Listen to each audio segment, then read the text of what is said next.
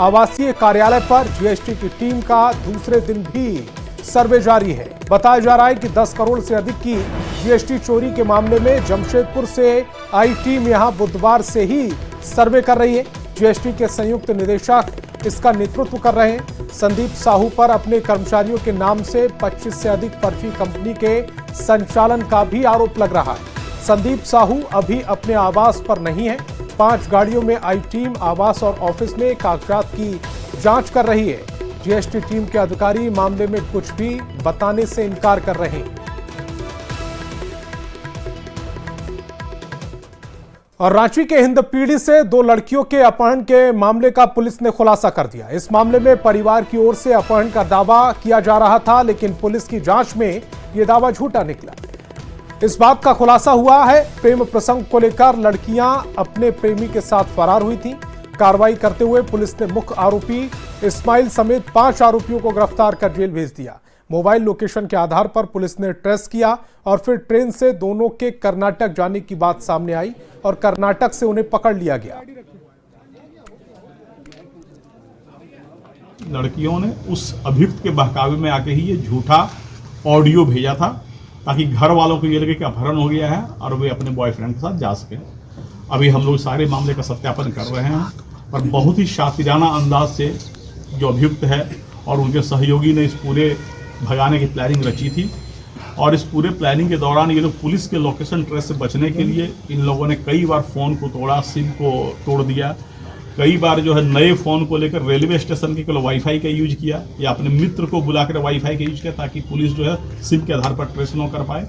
और यह रांची पुलिस के लिए बहुत बड़ी चुनौती थी, लेकिन एक रिकॉर्ड टाइम में रांची पुलिस ने बहुत ही जबरदस्त अनुसंधान किया। धनबाद में धर्माबांध ओपी के बाबूडीही में हिलटॉप आउटसोर्सिंग कंपनी में हिंसक झड़प और बमबाजी हुई थी। साथ ही बाघमारा एसडीपीओ पर हमला भी बोला गया था। इस मामले में एसआईटी ने मुख्य अभियुक्त जेएमएम नेता कारू यादव समेत 5 अभियुक्तों को बिहार के जमुई से गिरफ्तार कर लिया। गिरफ्तार कारू यादव को पुलिस मधुबन थाना लेकर पहुंची, जहां से खरखरी मार्केट कॉम्प्लेक्स तक पैदल मार्च हथकड़ी में ही कराया गया। इसका मकसद लोगों में फैले खौफ को कम करना था। आरोपी के पास से पिस्टल, कारतूस, 7,85,000 कैश और 4 मोबाइल फोन जब्त किए गए। वहां पे काम टोटल कारू यादव के ऊपर आज के दिन में 37 एफआईआर है। अब ऐसे एक व्यक्ति को बीसीसीएल के द्वारा या आउटसोर्सिंग कंपनी के द्वारा कैसे काम दिया है उसके बारे में अभी हम लोग जांच करेंगे। जांच करके अगर क्राइम वहाँ पे जो हुआ है अगर वो स्पॉन्सर्ड बाय आउटसोर्सिंग कंपनी अगर हम लोगों को पता चलेगा, हम लोग जरूर आउटसोर्सिंग कंपनी को ब्लैकलिस्ट करने के लिए भी हम लोग आगे कार्रवाई करेंगे।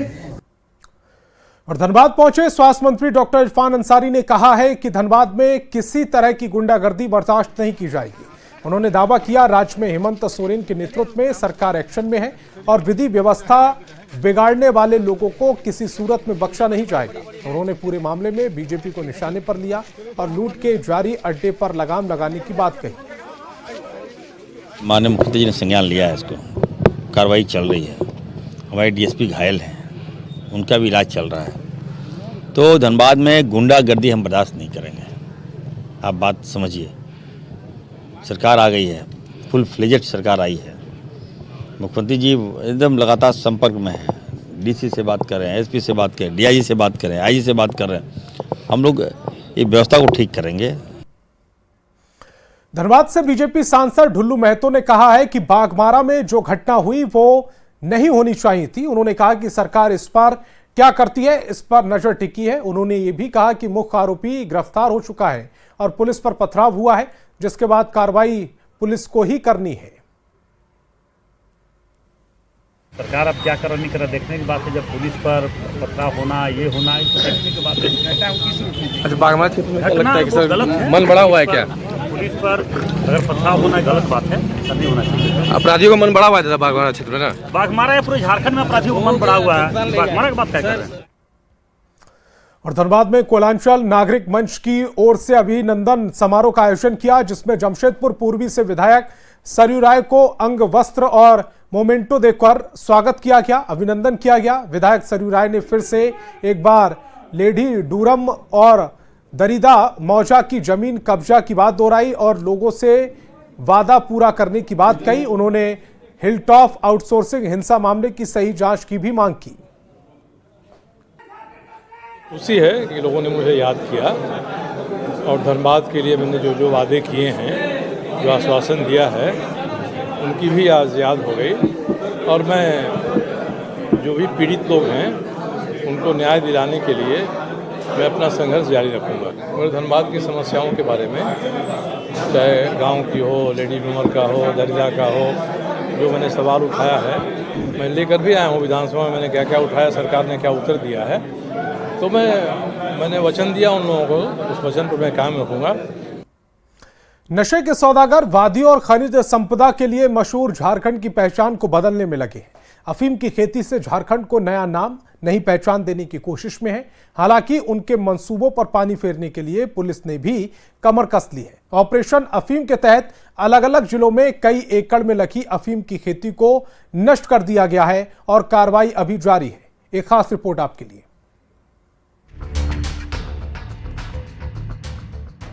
खेतों में लहलहाती अफीम किन फसलों को नशे के सौदागरों ने तैयार की है। झारखंड की वादियों और खनिज संपदा को मिटाकर नशे के सौदागर इस धरती को नई पहचान देने में लगे हुए हैं। पर झारखंड की मिट्टी से इस बदनुमा दाग को मिटाने के लिए पुलिस ने भी कमर कस ली है। ऑपरेशन अफीम के तहत हजारों एकड़ में फैली अफीम की फसल पर ट्रैक्टर चलाया जा रहा है। गांव वाले भी पुलिस के साथ कंधा से कंधा मिलाकर नशे को नष्ट करने में लगे हुए हैं। नुकसान के चलते हम लोग खेती किए हैं। आप अपने हाथों से मतलब खेती को समाप्त करने का निर्णय ले चुके हैं। झारखंड में अफीम का कारोबार किस कदर फल फूल रहा है, जरा इस आंकड़े से समझिए। झारखंड के 9 जिले में अफीम की खेती हो रही है। रांची में 800 एकड़ में अफीम की खेती की गई थी, जिसमें से लगभग 400 एकड़ में फैली अफीम की खेती को नष्ट कर दिया गया है। बुंडू में रेदा क्षेत्र के बुचाडी गांव में पुलिस का ये अभियान बता रहा है कि नशे को किस तरह जड़ से उखाड़ा जा रहा है।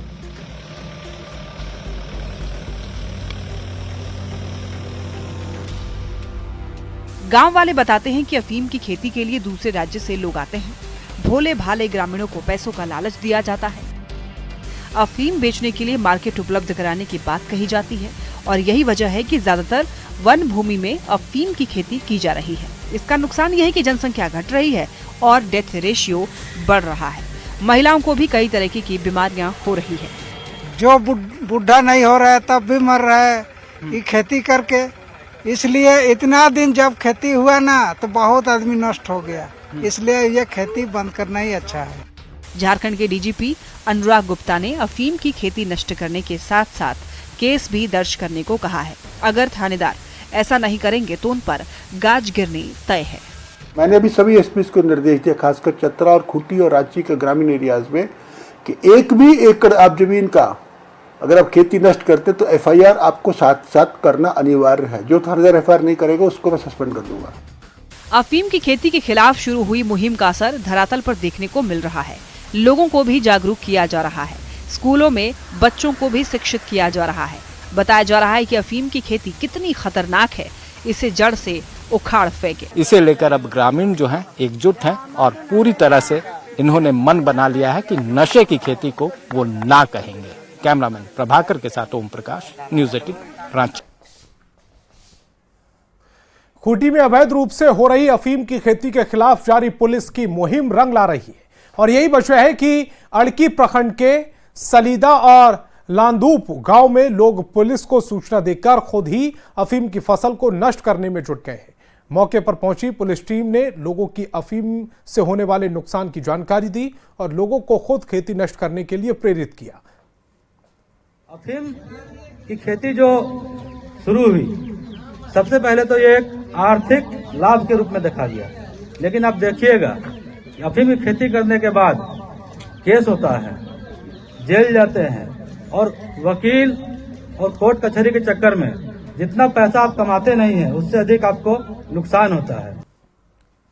केंद्रीय सूचना प्रसारण और संसदीय कार्य राज्य मंत्री डॉक्टर एल मुरुगन आकांक्षी जिला कार्यक्रम के तहत 3 दिवसीय दौरे पर चाईबासा पहुंचे।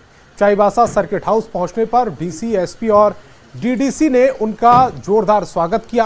केंद्रीय राज्य मंत्री शुक्रवार को जगन्नाथपुर में ITI कॉलेज और करंजिया में केश कल्चर का जायजा लेंगे। इसके बाद वे किरीबुरू में सेल के खदान का भी निरीक्षण करेंगे।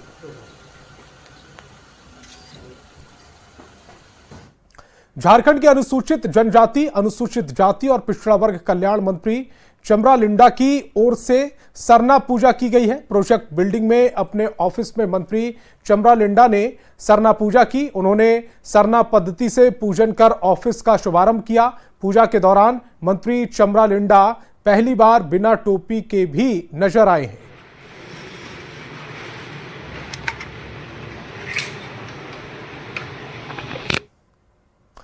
झारखंड में जल्द ही जमीन का लगान भुगतान QR कोड के माध्यम से किया जा सकेगा, जिसके लिए कार्यालय या पोर्टल पर जाने की जरूरत नहीं पड़ेगी। भू राजस्व मंत्री दीपक विरुआ ने प्रमंडलीय आयुक्त और सचिव के साथ वर्चुअल मीटिंग में इस योजना का ऐलान किया। मंत्री ने अंचल कार्यालय में मिल रही शिकायतों की जांच के लिए अधिकारियों को निरीक्षण का निर्देश दिया। किसी को लगान रसीद जमा करना है तो QR कोड वाला मामला है। यदि हम लोग इसको जारी करेंगे तो माने कोई भी आदमी पोर्टल पे नहीं जाएगा, बल्कि जो है ना वहीं से पेपर से भी राजस्व संग्रह तो हो ही जाएगा और उस पर अपना ये रसीद लगान भी जमा कर पाएगा। ये सब चीज़ें, लेकिन अब इस पर भी हम लोग को विचार करने के बाद ही ये सब चीज़ें आ सकता है। और नियमित जांच होगा तो जो कंप्लेन आएगा वहाँ से तो उसको हम लोग एक्शन रिपोर्ट लेंगे कि भाई यदि ऐसा कंप्लेन हुआ था तो उस पर क्या कार्रवाई हुआ। द हंस फाउंडेशन की ओर से रांची के सदर अस्पताल में mobile medical unit synergy workshop का आयोजन किया गया। वर्कशॉप में लोगों को फाउंडेशन की ओर से निःशुल्क डायलिसिस सेवाओं की जानकारी दी गई। पैथोलॉजी जांच के लिए MOU साइन किया गया है। इसके तहत डायलिसिस बेड बढ़ाने का फैसला लिया गया। हंस फाउंडेशन के CEO ने बताया कि वे 11 राज्यों में 600 मोबाइल एम्बुलेंस चला रहे हैं ताकि ग्रामीण क्षेत्रों में स्वास्थ्य सेवाएं पहुंचाई जा सकें। इसके बाद हम ऐसा करेंगे कि जो अलग अलग राज्य हैं या अलग अलग जोन्स हैं, रीजन्स हैं, वहाँ पे ऐसे वर्कशॉप्स करेंगे ताकि और लोग जुड़ें इसके साथ, पब्लिक में अवेयरनेस बढ़े और हम इस प्रोग्राम को और बेहतर कर सकें। अभी हम लोग सदर अस्पताल में भी बेड्स बढ़ा रहे हैं। द हंस फाउंडेशन की सहायता लेके आज उसके लिए MOU किए हैं हम लोग। तो हम लोग चाहते हैं कि 20 बेड और बढ़ जाए यहाँ, लेकिन थोड़ा समय लगेगा, मशीन आएगा सब कुछ डायलिसिस के लिए। तो ये डायलिसिस पूरी तरह निःशुल्क होता है, चाहे आयुष्मान कार्ड हो या न हो, सब कुछ निःशुल्क होगा। और धनबाद को 6 महीने के भीतर सुपर स्पेशलिटी हॉस्पिटल की सुविधा मिल सकती है, जिसका भवन 2017 में बनकर तैयार हो चुका था। स्वास्थ्य मंत्री डॉक्टर इरफान अंसारी और अपर सचिव अजय कुमार सिंह ने अस्पताल का निरीक्षण किया और समस्याओं की समीक्षा की। फिलहाल OPD शुरू हो चुका है और अस्पताल को पूरी तरह शुरू करने के लिए कई सुधार किए जाएंगे। मंत्री ने कहा है कि अस्पताल के जल्द चालू होने से मरीजों को रिम्स नहीं जाना पड़ेगा। इसके अलावा SNM CH में MBBS और PG सीटें बढ़ाने की योजना है। राज्य की स्वास्थ्य व्यवस्था को ठीक करना मेरी जवाबदेही है। हमने सबसे राय भी मांगा है, हेल्प भी मांगा है और उसी के तहत अभी सेक्रेटरी साहब भी आए हैं, DC साहब भी हैं हमारे पास, सारे डॉक्टर्स आए हैं, सारे स्पेशलिस्ट लोग को हम लोगों ने धनबाद बुलाया है। क्योंकि धनबाद जो है जॉन है हमारा, संथाल परगना का जॉन धनबादी है। कहीं कोई पेशेंट को कुछ होता है तो सबसे पहले धनबाद हम लोग भेजते हैं, रेफर करते हैं। और धनबाद की व्यवस्था ठीक ठाक ना हो तो ये लगता है कि हमारे साथ स्वास्थ्य व्यवस्था में बेईमानी होगा। समीक्षा और निरीक्षण के बाद ये फलाफल निकलता है कि पहला तो ये कि जो यहाँ पे सुपर स्पेशलिटी जो वार्ड बना हुआ है, पूरी जो बिल्डिंग बनी हुई है, उसको इस साल विदिन 6 मंथ्स हम लोग उसको चालू करना चाहते हैं। और इस साल यहाँ पे कार्डियो का भी पूरा ऑपरेशन चालू हो जाएगा, न्यूरो का चालू हो जाएगा और ऑन्कोलॉजी, ये 3 जो सुपर स्पेशलिस्ट के जो पेशेंट्स हैं उनको यहाँ से रांची नहीं जाना चाहिए। हॉकी इंडिया लीग में आज राष्ट्रीय खेल का रोमांच चरम पर देखने को मिला। मैच में ओडिशा वॉरियर्स ने बंगाल टाइगर्स को 3-2 से हराया। इस रोमांचक मुकाबले का परिणाम पेनल्टी शूटआउट में निकला, जब ओडिशा वॉरियर्स ने दबाव में बेहतर प्रदर्शन करते हुए पेनल्टी शूटआउट में 3 गोल मारे, जबकि बंगाल टाइगर्स को 2 ही गोल मिल सके। मैच देखकर निकले दर्शकों से बात की संवाददाता संजय कुमार सिन्हा ने।